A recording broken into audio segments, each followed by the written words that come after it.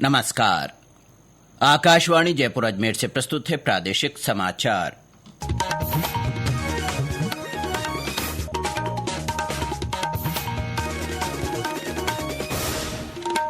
मुख्य समाचार। प्रधानमंत्री नरेंद्र मोदी ने कहा, बुनियादी ढांचे में आमूलचूल बदलाव भारत के विकसित राष्ट्र बनने की दिशा में महत्वपूर्ण कदम। केंद्रीय कानून मंत्री अर्जुन राम मेघवाल ने कहा, स्वस्थ और समावेशी भारत के निर्माण के लिए महिला कर्मचारियों का स्वस्थ रहना जरूरी।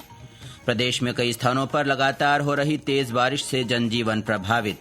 आज जोधपुर, बीकानेर और अजमेर संभाग में भारी बारिश की संभावना। और निर्वाचन विभाग की ओर से प्रदेश में जल्द ही मतदाता सूचियों का विशेष गहन पुनरीक्षण अभियान चलाया जाएगा।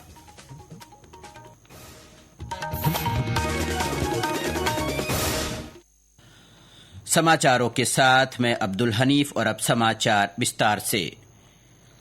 प्रधानमंत्री नरेंद्र मोदी ने कहा है कि बुनियादी ढांचे में आमूलचूल बदलाव भारत के विकसित राष्ट्र बनने की दिशा में महत्वपूर्ण कदम है। उन्होंने कहा कि इन बदलाव के कारण आज वैश्विक चर्चा भारत के विकसित राष्ट्र बनने के संकल्प के इर्द गिर्द केंद्रित रहती है। श्री मोदी ने कल पश्चिम बंगाल के दुर्गापुर में 5,400 करोड़ रुपए से अधिक की विकास परियोजनाओं का शिलान्यास और लोकार्पण किया। श्री मोदी ने पिछले एक दशक में सरकार की उपलब्धियों का भी जिक्र किया। यहाँ नई रेल लाइनें बिछाने का काम, चौड़ीकरण और बिजलीकरण का काम तेजी से चल रहा है। अनेक रेलवे स्टेशन आधुनिक हो रहे हैं। इसके अलावा बहुत बड़ी संख्या में रेल ओवरब्रिज भी बनाए जा रहे हैं। 2 और रेलवे ओवरब्रिज पश्चिम बंगाल को मिले हैं। ये सारे काम बंगाल के लोगों का जीवन आसान बनाने में बड़ी मदद करेंगे। हमने यहाँ के एयरपोर्ट को भी उड़ान योजना से जोड़ा है।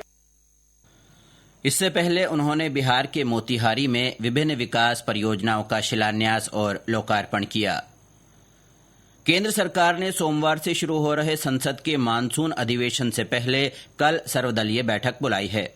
बैठक के दौरान सरकार संसद के दोनों सदनों में सुगम कामकाज सुनिश्चित करने के लिए सभी राजनीतिक दलों से सहयोग मांगेगी। मानसून अधिवेशन 21 जुलाई से शुरू होकर 21 अगस्त तक चलेगा। इस दौरान कई महत्वपूर्ण विधेयकों पर चर्चा और पारित कराए जाने की उम्मीद है। केंद्रीय कानून मंत्री अर्जुन राम मेघवाल ने कहा है कि स्वस्थ और समावेशी भारत के निर्माण के लिए महिला कर्मचारियों का स्वस्थ रहना आवश्यक है।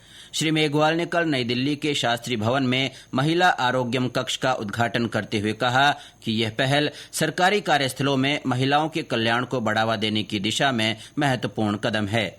श्री मेघवाल ने महिलाओं को इस कक्ष का भरपूर उपयोग करने के लिए प्रोत्साहित किया।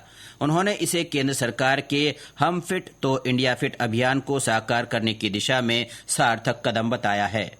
प्रधानमंत्री जी ने एक ध्येय वाक्य दिया था कि हम फिट तो इंडिया फिट। तो हमें फिट रहना चाहिए, फिजिकली, मेंटली, और हम फिट रहेंगे तो ज्यादा काम कर पाएंगे। और ये लॉ एंड जस्टिस मंत्रालय ने इसमें एक कक्ष बनाया है, विशेष करके महिला आरोग्य कक्ष, जिसमें थोड़ा फिटनेस के कुछ इक्विपमेंट है, कुछ उनकी जो फिट रहने के लिए जो नेसेसिटी आवश्यकता है उनके लिए इंफ्रास्ट्रक्चर खड़ा किया है इन्होंने। अच्छा प्रयोग है, अभिनव प्रयोग है, नवाचार है। कोटा के ग्रीनफील्ड हवाई अड्डे का काम तेजी से प्रगति पर है। भारतीय विमानपत्तन प्राधिकरण ने दूसरे चरण के निर्माण के लिए 384 करोड़ रुपए से अधिक का टेंडर जारी कर दिया है। इस चरण में नया टर्मिनल भवन, एटीसी टावर, फायर स्टेशन और कार पार्किंग जैसे निर्माण कार्य करवाए जाएंगे। टेंडर के लिए निविदाएं 15 सितंबर तक आमंत्रित की जाएंगी। नागरिक उड्डयन मंत्रालय के अनुसार इस हवाई अड्डे का निर्माण दिसंबर 2027 तक पूरा करने का लक्ष्य रखा गया है। ये समाचार आकाशवाणी जयपुर अजमेर से प्रसारित किए जा रहे हैं। प्रादेशिक समाचार बुलेटिन आप हमारे x handle @AIR News Jaipur, YouTube channel Rajasthan AIR news और फेसबुक AIR न्यूज राजस्थान पर भी सुन सकते हैं। इसके साथ ही आप हमारी वेबसाइट newsonair.gov.in पर भी समाचार सुन सकते हैं और संबंधित फोटो तथा वीडियो देख सकते हैं। प्रदेश में कई स्थानों पर लगातार हो रही तेज बारिश से जनजीवन प्रभावित हुआ है। कल 22 शहरों में मध्यम से भारी बारिश दर्ज की गई। इनमें अजमेर और कोटा शामिल हैं। राजधानी जयपुर में कल शाम से शुरू हुआ बारिश का सिलसिला सुबह तक जारी रहा। तेज बारिश से जहां निचले इलाकों में पानी भर गया, वहीं जल स्रोतों में पानी की अच्छी आवक हुई। इससे कई क्षेत्रों में नदी नाले उफान पर हैं। कई गांवों का संपर्क मुख्य मार्गों से टूट गया है। बारिश से प्रभावित कुछ जिलों में सरकारी और निजी स्कूलों में अवकाश घोषित किया गया है। इनमें बारां, अजमेर और पाली शामिल है। बालोतरा में कल से ही बरसात की झड़ी लगी हुई है। इससे लूणी नदी में पानी की अच्छी आवक हुई। राजसमंद से हमारे संवाददाता ने बताया कि वहां नंदसमंद बांध कल लबालब हो गया। इसके 5 गेट खोलकर पानी की निकासी की जा रही है। भीलवाड़ा में रात भर बरसात होती रही। उधर पूर्वी जिले धौलपुर में कल दिन भर हुई बरसात से 3 बांध ओवरफ्लो हो गए। हमारे संवाददाता ने बताया कि बारिश के चलते धौलपुर करौली मार्ग को बंद कर दिया गया है। जिले में लगातार बारिश और बांधों में हो रही जलावक और चलते शुक्रवार को उर्मिला सागर बांध का जलस्तर 31.40 फीट दर्ज किया गया, जो कि इसके फुल टैंक लेवल से 2.10 फीट अधिक है, जिसके चलते जिला प्रशासन ने सुरक्षा की दृष्टि से राष्ट्रीय राजमार्ग संख्या 11B बाड़ी रोड को खनबरा मोड़ के पास से काट दिया गया है, जिससे यह मार्ग अवरुद्ध हो गया है। इससे धौलपुर करौली के बीच आने जाने वाला यातायात फिलहाल बंद कर दिया गया है। यह मार्ग धौलपुर को करौली से जोड़ता है। जिला कलेक्टर ने स्थिति पर लगातार निगरानी रखने के लिए प्रशासन की टीमें तैनात की है। इधर बाड़ी उपखंड के सबसे बड़े पार्वती बांध में भी लगातार पानी की आवक हो रही है। इस बांध में करौली जिले से पार्वती नदी, शेरनी नदी और खरैर नदी का पानी आता है। पार्वती बांध के शुक्रवार रात को फिर से 5 गेट खोलकर पानी की निकासी की गई है। बाड़ी उपखंड के आसपास के 3 बांध ओवरफ्लो हो गए हैं। कल शुक्रवार को सरमथुरा में सबसे अधिक 5 इंच बारिश दर्ज की गई। गौरव शर्मा, आकाशवाणी समाचार, धौलपुर। वहीं पाली में पश्चिम राजस्थान के सबसे बड़े जवाई बांध सहित सभी बांधों में पानी की आवक हो रही है। हमारे संवाददाता ने बताया कि मगई, सुकड़ी और घाणेराव नदी पूरे वेग से बह रही है। इससे दर्जनों गांवों का संपर्क कट गया है। मूसलाधार बारिश का दौर जारी है। निचली बस्तियों में जल भराव से जनजीवन प्रभावित हो रहा है। नदी नाले उफान पर हैं। पश्चिमी राजस्थान के सबसे बड़े जवे बांध सहित सभी बांधों में पानी की आवक जारी है। बाणियावास, खारडा, राजपुरा, सनीवाल बांध सहित विभिन्न छोटे मोटे बांध ओवरफ्लो हो गए हैं। प्रशासन द्वारा बहते पानी या रपट से दूर रहने की अपील की गई है। विशारद जोशी, आकाशवाणी समाचार, पाली। तेज बारिश वाले इलाकों में लगातार जिला प्रशासन की ओर से लोगों से नदी नालों और झरनों से दूर रहने की अपील की जा रही है। सवाईमाधोपुर जिला कलेक्टर ने जिले वासियों से जल स्रोतों के नजदीक नहीं आने की अपील की है।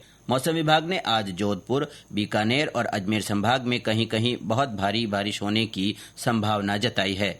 टोंक, नागौर, जैसलमेर, अजमेर, जोधपुर, बीकानेर, भीलवाड़ा, पाली, राजसमंद, बाड़मेर, सिरोही और जालोर तथा आसपास के क्षेत्रों में बारिश का येलो अलर्ट जारी किया गया है। प्रदेश में बिहार की तर्ज पर जल्द ही विशेष गहन मतदाता पुनरीक्षण अभियान चलाया जाएगा। इसके तहत बीएलओ घर घर जाकर मतदाताओं की जांच करेंगे। इसके लिए कल जयपुर के राजस्थान इंटरनेशनल सेंटर में मास्टर्स ट्रेनर का राज्य स्तरीय विशेष गहन पुनरीक्षण प्रशिक्षण कार्यक्रम आयोजित किया गया। मुख्य निर्वाचन अधिकारी नवीन महाजन ने कार्यक्रम के उद्घाटन सत्र को संबोधित करते हुए कहा कि इससे पहले वर्ष 2002 में मतदाता सूचियों के रिवीजन का काम हुआ था। अब राज्य भर में विशेष गहन पुनरीक्षण अभियान चलाया जाएगा। उन्होंने बताया कि प्रदेश के सभी जिलों में 155 मास्टर्स ट्रेनर को प्रशिक्षण दिया जा चुका है। ये ट्रेनर्स अपने जिलों में जाकर अन्य ट्रेनर्स, बीएलओ और सुपरवाइजर को प्रशिक्षित करेंगे। करौली जिला आज अपना 28वां स्थापना दिवस मना रहा है। वर्ष 1997 में आज ही के दिन करौली को प्रदेश का 32वां जिला बनाया गया था। स्थापना दिवस के अवसर पर आज यहां विभिन्न कार्यक्रम आयोजित किए जा रहे हैं।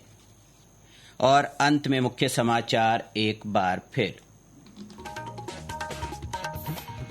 प्रधानमंत्री नरेंद्र मोदी ने कहा, बुनियादी ढांचे में आमूलचूल बदलाव भारत के विकसित राष्ट्र बनने की दिशा में महत्वपूर्ण कदम है।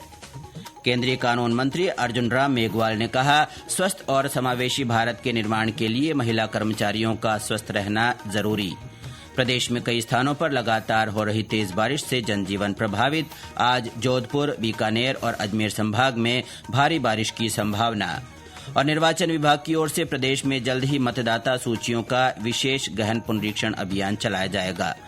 इसके साथ ही प्रादेशिक समाचार बुलेटिन समाप्त हुआ। हमारा अगला बुलेटिन दोपहर 1 बजे प्रसारित होगा। नमस्कार।